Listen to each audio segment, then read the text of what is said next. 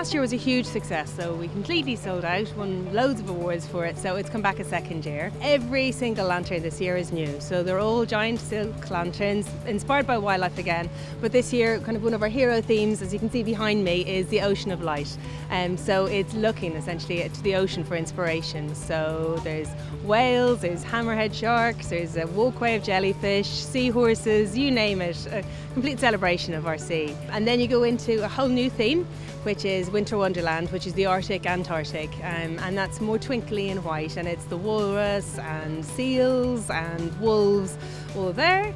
And then we've got Celebration China, so again, big celebration of Chinese tradition within lanterns. And then really special on our Great Lawn, we've got a big festive North Pole. So Santa's there, we have his workshop and the post office, and a 16-metre high silk Christmas tree, so really special.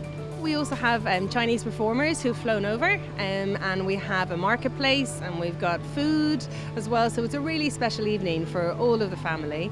We did book out last year, so we'd advise you to book early and go to dublinzoo.ie to book your tickets, and it's a really special night, and we hope every age group seems to enjoy it.